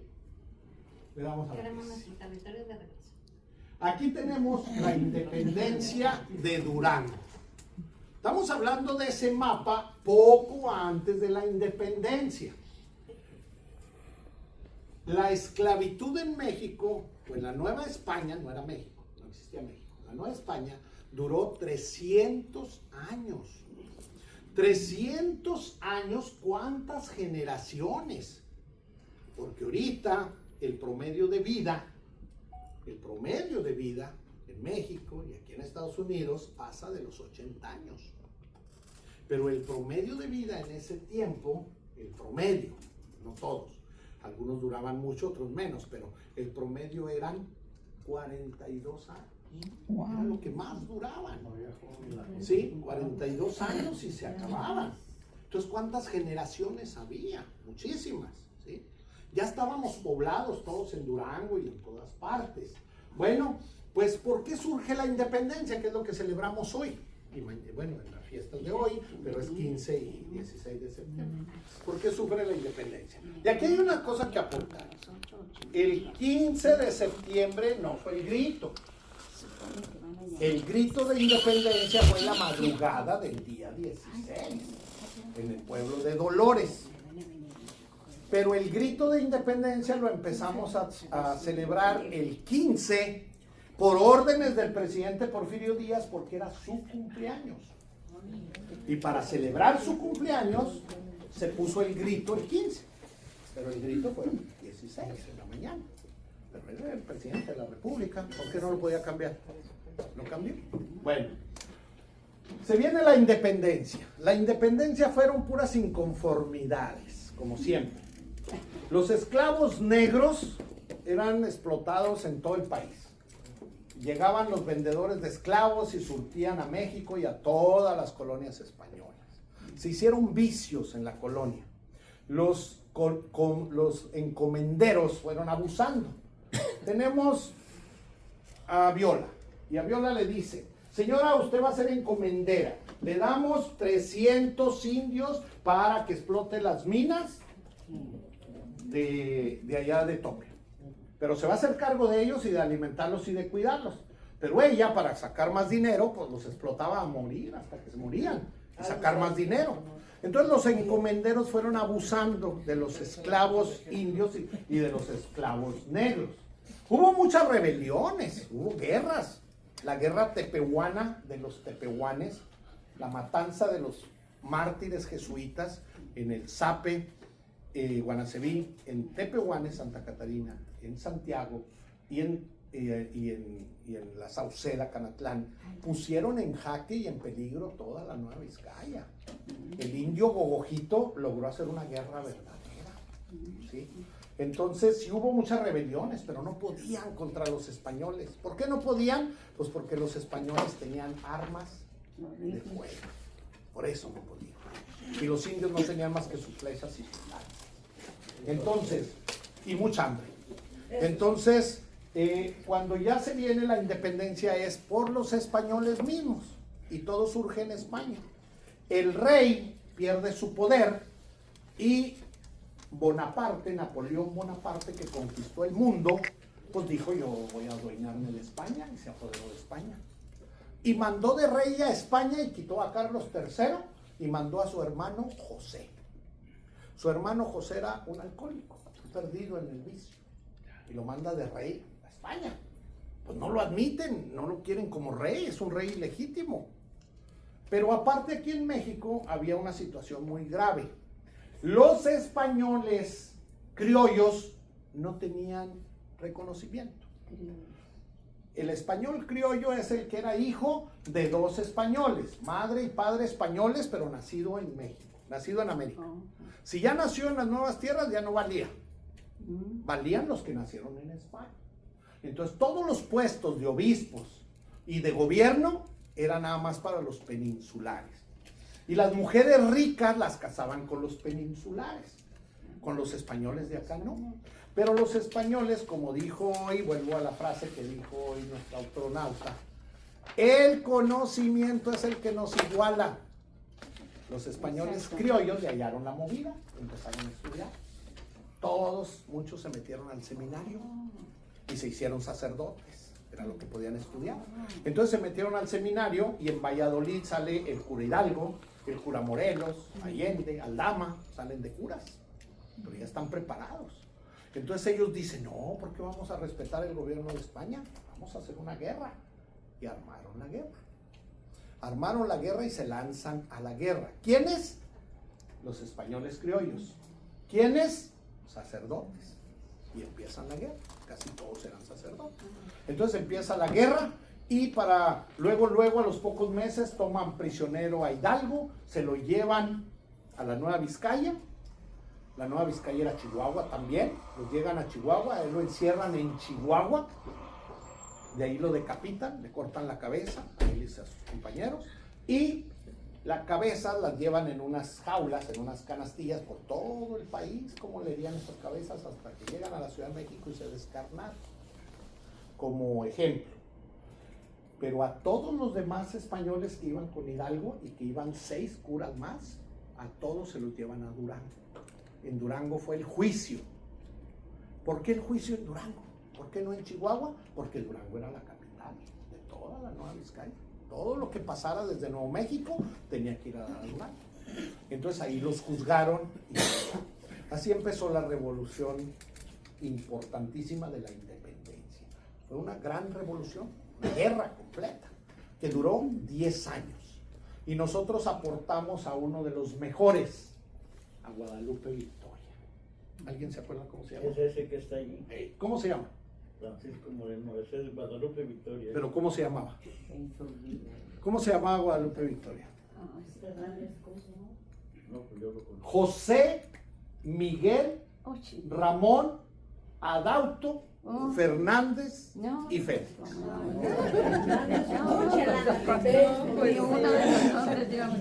Y si quieren más nombres, Hidalgo tenía 6. Hidalgo tenía 6 nombres. Los españoles, cuando nacía su primogénito, entre más nombres le ponía era que tenía más billete, más Ajá. jerarquía. Y Guadalupe Victoria no fue pobre. Guadalupe Victoria nace en Tamazula, San Ignacio de Tamazula, porque su padre era de la región de Guanajuato y su madre. La región de Guanajuato estaba gobernada en ese tiempo por la intendencia de Michoacán, de Morelia. Entonces, su hermano, el hermano del padre de él, de José Miguel, era sacerdote. Entonces al hermano lo mandan de sacerdote, de cura, de párroco a Tamazula. Y su hermano, José Miguel, el papá, estaba soltero. Entonces se va, soltero, se va con su hermano cura. Llega a Tamazula, era el cura del pueblo, era el más importante, y el hombre que iba con él, su hermano, era de dinero. Pronto empieza a buscar acomodos en las minas y a ver en qué trabaja y a hacer negocios. Y pues las familias ricas lo vieron como una forma de, aquí lo caso con mi hija. Entonces rápido lo casaron con doña Alejandra. Entonces lo casan con doña Alejandra, hija de unos ricos mineros de Tamazula, y era gente acomodada. El papá de Guadalupe Victoria fue jefe político, o sea, la autoridad, el presidente municipal, podemos decir ahora, ¿sí? Y tenía minas, y tenía su rancho con ganado y con todo. La casa de Guadalupe Victoria, quienes la conocen, es algo impresionante, porque está donde pegan dos ríos. Baja el río Canelas y el río Topia, y donde juntan, ahí está la casa donde nació Guadalupe Victoria. Como una cosa muy señalada. Ahí nació, ahí tenía su hacienda, él, el papá. Guadalupe Victoria fue el mayor, tuvo su hermana Ildefonsa, tuvo otra hermana, Ignacia, y luego su hermano Francisco. Eran 4. Entonces, allí vivían. Él desde niño, desde chiquitito, como el cura, estaba muy preparado, les enseñó latín inmediatamente. Saber latín era la base de todos los españoles. Los 4 aprendieron latín, pero José Miguel era el más inteligente, aprendió muy bien el latín, sabía todo, leer, escribir, latín, matemáticas, todo. Y el cura siempre le prometía, nomás que crezcas, te voy a llevar a Valladolid para que estudies para cura, al seminario. Y él soñaba con irse a Valladolid. ¿Dónde es Valladolid? Hoy Morelia, Michoacán. Entonces se iba a ir allá. Pero cuando apenas tenía 16 años, muere su mamá. Y a los poquitos días su papá. Y el cura deja el curato y se viene a administrar la hacienda y a cuidarlos a ellos. Y le dice, mi hijo, ya no vas a ningún lado. Tú ya vas a estudiar. Tú ya vas a trabajar. Vas a dirigir la hacienda. Era un jinete de primera. Era charro completo, sabía arrendar y sabía también de toreo, de fiesta brava. Era un caporal de primera, Guadalupe, muy ágil, pero sabía el latín de pe a pa y no dejaba de estudiar. Entonces, él se convenció a su hermana Ildefonsa y le dijo, yo me tengo que escapar, yo no nací para estar aquí en el rancho, me tengo que escapar, me tengo que ir a estudiar. Ildefonsa, del gasto que le daba el cura, fue ahorrando, y cuando ya le tenía su ahorrito al hermano, ahora sí pélate. Y en una madrugada que despierta el cura y que ya no está José Miguel. Entonces le dice a uno de sus mejores hombres, váyase en ese caballo, agarre el camino real y no importa si lucha cuerpo a cuerpo o cómo me lo traiga, pero me lo trae.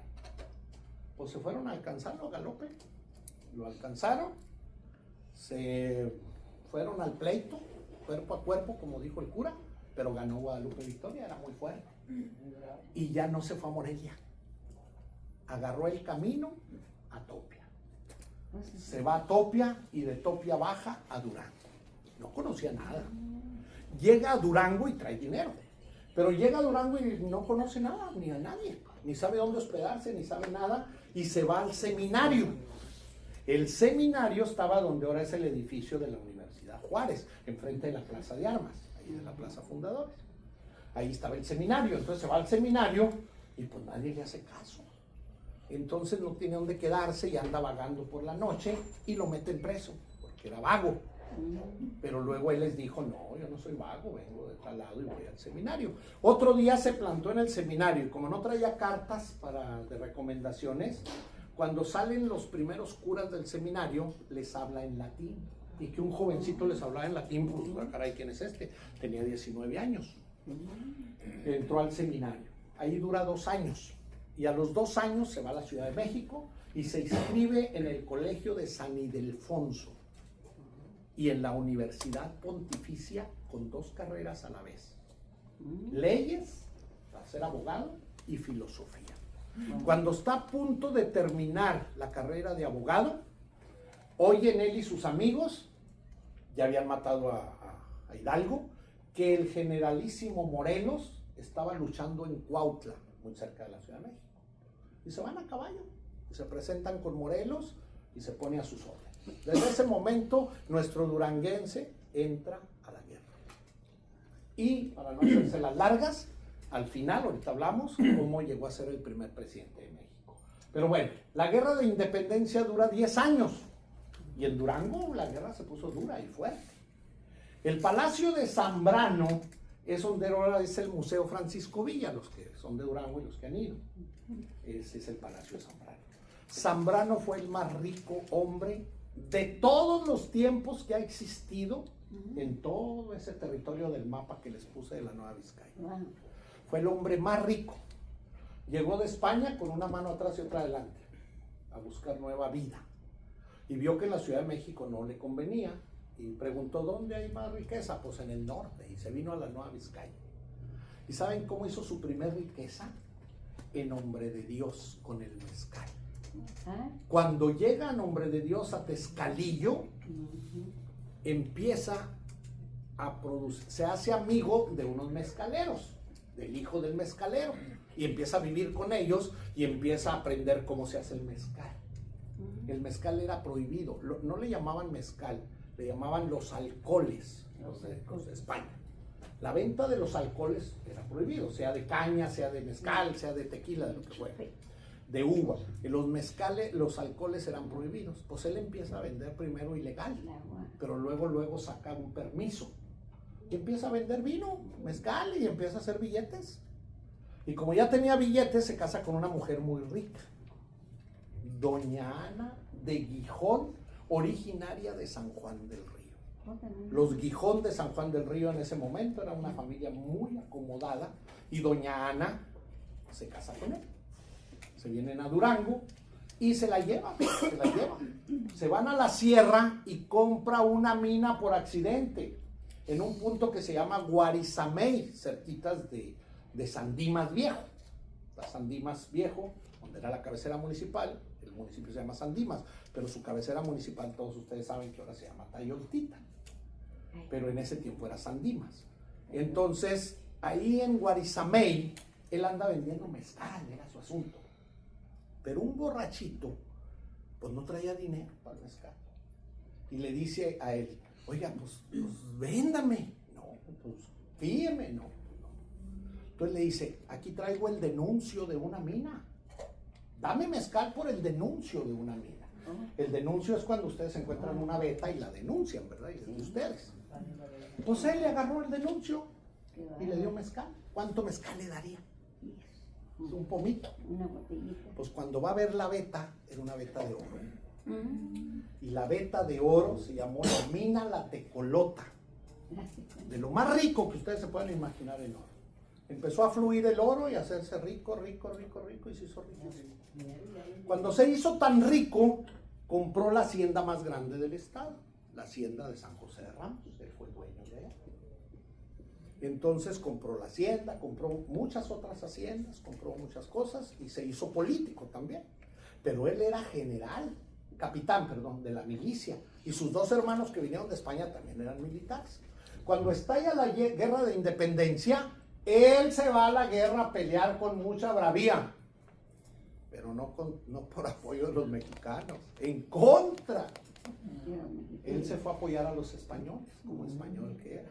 Y a combatir insurgentes, porque decía que eran unos malvivientes levantados de menor a más. Mató muchos locales, hasta que él muere en 1816. Casado, primero se casa con doña Ana, no tuvo hijos, tenía puro dinero, pero no tenía hijos, nomás crió 2 ahijadas. Pero luego cuando muere doña Ana, ahí en el palacio, él se casa con una jovencita, Silvestra Silveira, de Santa María del Oro.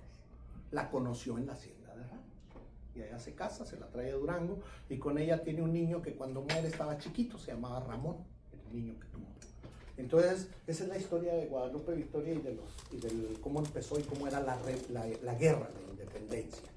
Pero ya se va a terminar la guerra. Ya firmaron la paz en todos los demás virreinatos, en todos los demás intendencias, en Morelia, en Guadalajara, en todos lados. Solamente faltaba la Nueva Vizcaya. No se rendían la Nueva Vizcaya, no firmaban la paz, que ya se hubiera consumado la independencia. Los españoles seguían gobernando. Entonces se viene de Tepic, Nayarit, Pedro Celestino Negrete, ese viejo narizón. Pedro Celestino Negrete nació en España y murió en Francia, pero vivió y luchó en México.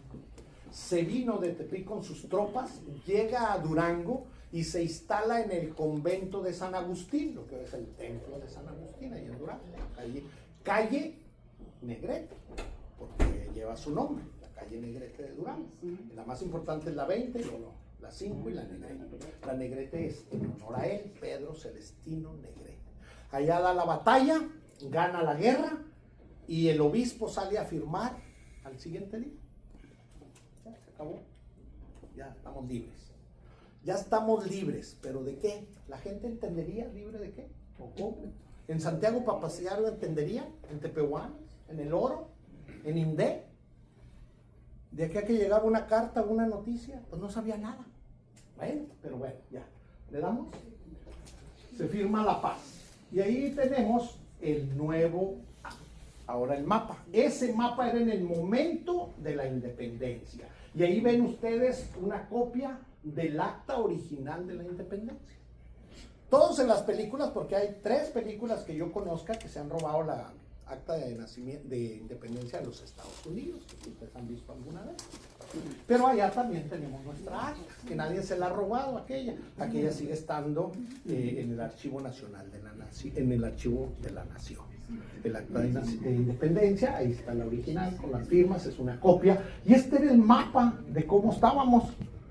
Cuando nos independizamos, estaba todo completito, todo California, y todo Texas, y todo estaba completito.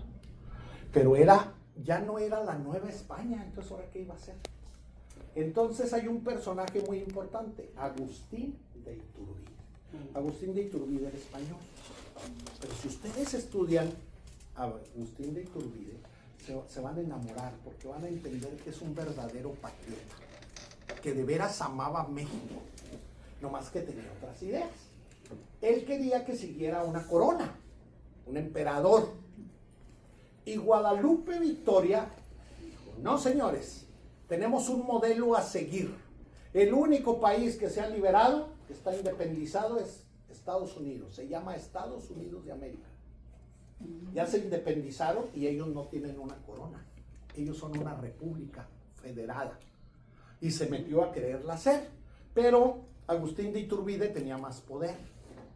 Y no logró nada. Guadalupe Victoria lo desterró a Veracruz. Y él se coronó, lo coronaron en la Catedral de México, emperador de la nueva nación.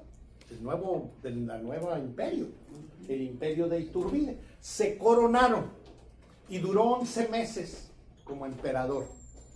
11 meses nada más, pero en 11 meses cambió todo. Durango lo transformó en el gobierno. Durango lo dividió en 2, con 2 capitales.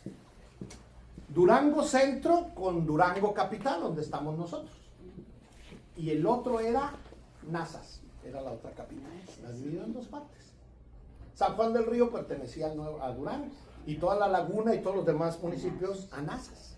Pero nomás 11 meses duró el gusto, porque Guadalupe Victoria logró derrotarlo, logró sacarlo y lo expulsaron del país. Entonces, tremendo saco de cosas echó Guadalupe Victoria. Primero le puso el nombre de México, que no existía.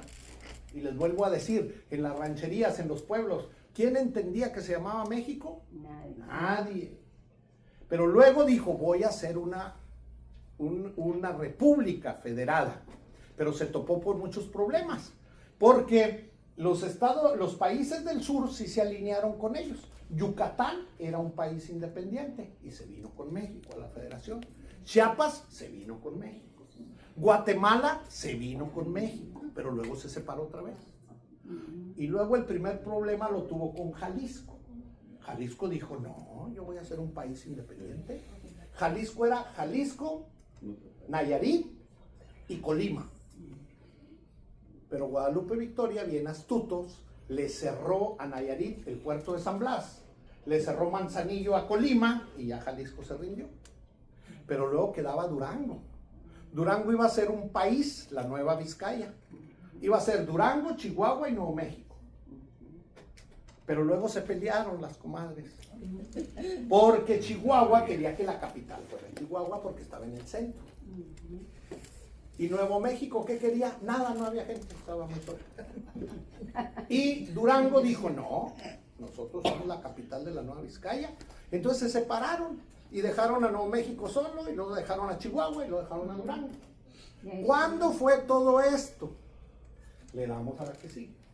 El día 20, aquí estamos, el efímero imperio de Iturbide.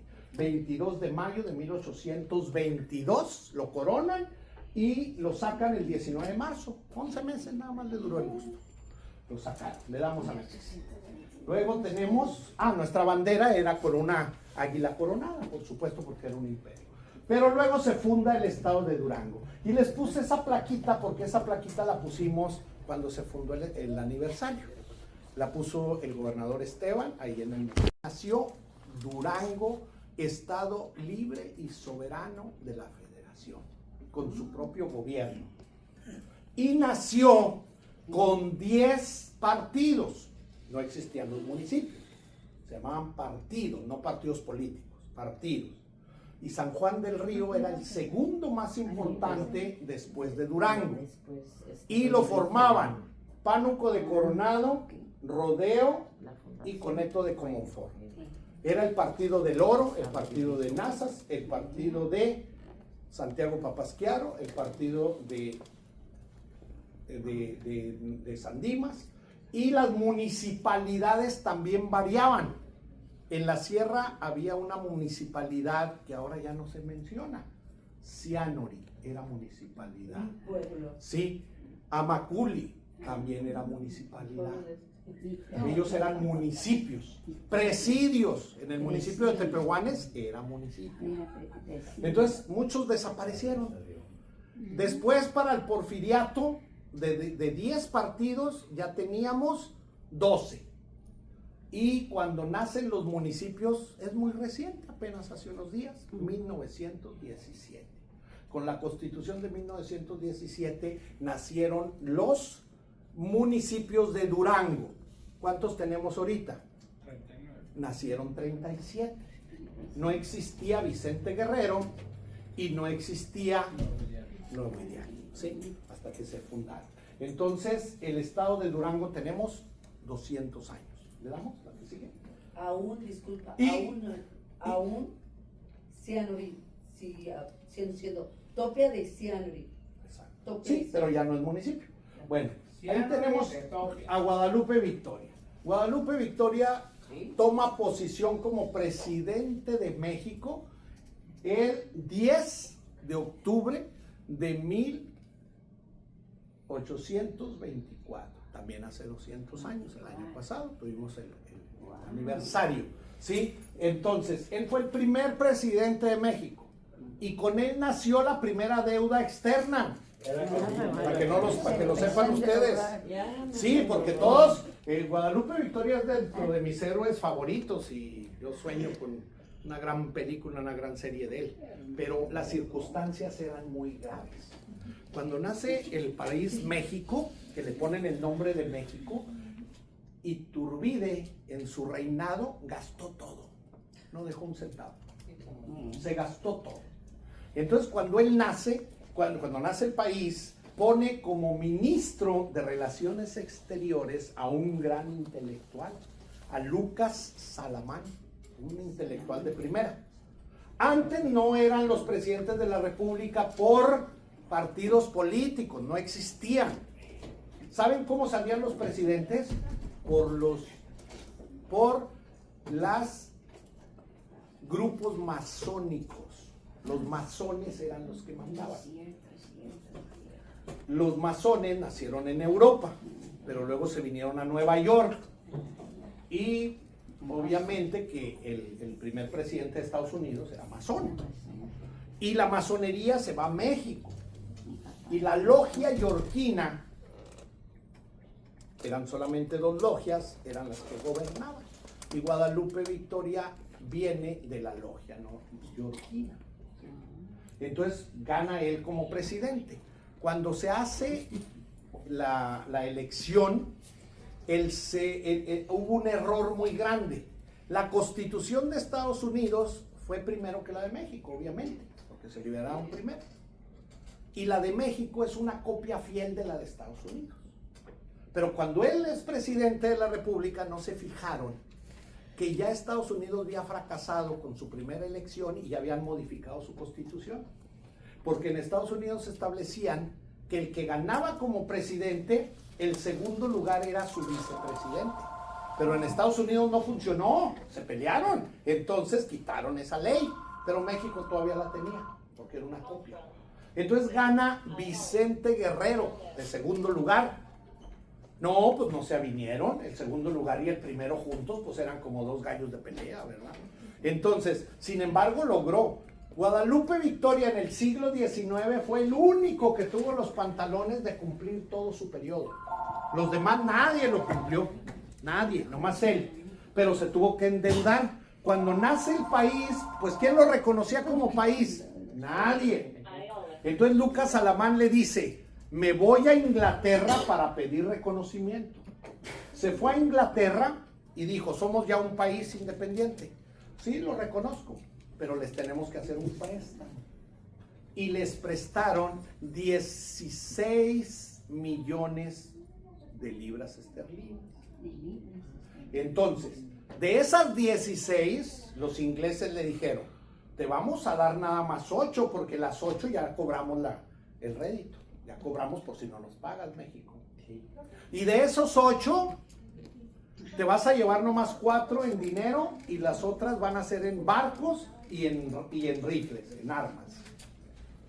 Y todavía de esos 4 que trajeron, de esos 8 millones, de esos 4, 2 nada más, 1 millón completito, se los dio Guadalupe Victoria a la Gran Colombia, a Simón Bolívar, para la independencia de los países de América. Y con 1 solo millón pagó su gobierno los 4 años de gobierno que duraban antes. Pero fue la primera deuda externa que tuvimos. La otra bronca fue que la Constitución, como era copia de la de Estados Unidos, decía: la única religión oficial y legal que existe es la católica. Pero como todos los obispos eran españoles, todos se fueron a España y no había obispos. ¿Y quién ordenaba sacerdotes? Si no había obispos. Entonces el segundo país que se fueron a conquistar para que lo reconocieran fue el Vaticano, para que le mandaran otra vez obispos. Porque así lo tuvimos. Hay muchas cosas en nuestro país que son maravillosas, ¿eh? Seguimos para no aburrirnos. Luego tenemos la Guerra de Reforma, que fue ya la de Benito Juárez, que también Durango se vio involucrada y tuvo muchos cambios, ¿verdad? Y luego después vino la Revolución Mexicana. Y en la Revolución Mexicana, pues los 4 más grandes que tuvo la Revolución Mexicana en Durango fue, sin duda alguna, Francisco Villa, de San Juan del Río, Calixto Contreras, de Cuencamé, Tomás Urbina, de las Nieves Durango, Inde y el Oro, y Domingo Arrieta, de la Sierra. Fueron los 4 grandes de la Revolución Mexicana. Y ahorita pues no es el tema de la Revolución Mexicana. Le seguimos, y ahí tenemos el Durango actual, cómo está nuestro Durango ahorita, y seguimos con otro, y ahí tenemos nuestra identidad. Empezamos con la palabra identidad y terminamos con la palabra identidad. Tenemos que tener muy firme nuestra identidad.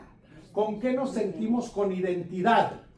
Con la charrería y las colladeras, con la nuez que se produce en todo el estado, ¿sí? Y sus derivados, con la música norteña que está ahí en la plazuela y en todos lados, pero no nomás es la norteña, es el tamborazo, es la banda, es muchos tipos de música, pero nuestros chirrines, que les llamamos en Durango, es lo auténtico de Durango, la música norteña, la danza,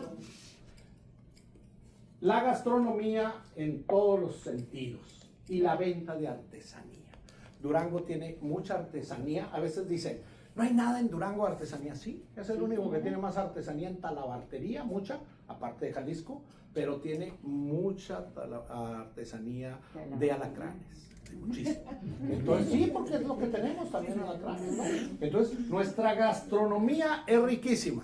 No se les olvide que la comida mexicana es patrimonio de la humanidad declarada por la UNESCO en el 2010. Toda la comida mexicana. Todo lo que cocinan ustedes en sus casas es patrimonio de la humanidad. Entonces, sí tenemos mucho por qué amar Durango.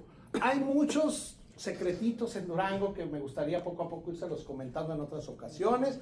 Por ahorita es imposible, pero me siento muy contento de estar con ustedes, de poder que me hayan dado la oportunidad de platicar con ustedes, de decirles y transmitirles cuánto debemos amar nuestra tierra, qué orgullosos debemos sentirnos y cómo podemos transmitirlos. Vean ustedes aquí en Estados Unidos la identidad que tienen los chinos.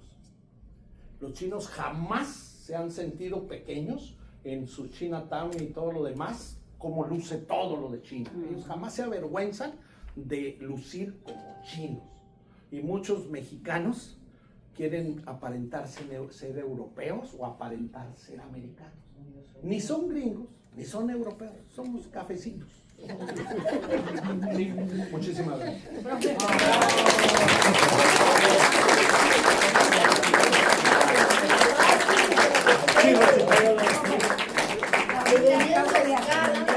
Que probablemente mi abuelo aprendió, se fue a estudiar cuando usted mencionó ahorita, que surgieron a aprender, de allí le viene su educación de maestro. No, muchísima gente estudiaba, así como Guadalupe Victoria desde Tamazula se fue a estudiar a San Ildefonso, así muchos de los ranchos se iban a estudiar y estudiaban. Yo no sabía por dónde le había llegado. Y bueno, la verdad es que muchísimas gracias. Quiero decirles que esto fue así una mega introducción que riquísima, pero el profesor es experto en temas, bueno, que a mí me apasiona escucharlo, de Pancho Villa. No, te deja sin historia. También, ¿no? Y hay tanto que nos podría, que lo vamos a tener que invitar de nuevo, ¿sí o no? Si Dios quiere. Ahora sí para la revolución. Ahora para la revolución. Aquí tenemos alguna comida, bebidas, así que por favor. ¿Nos podemos tomar una fotografía para que Oh my God. Nos sentamos allá. si los que estamos aquí se pueden poner allá, de modo que tengamos un registro Del evento, nada más. Aquí. son tan amables. Aquí entonces nada más, yo le muevo la silla aquí, ellos se quedan acá, vengan para acá. Sí.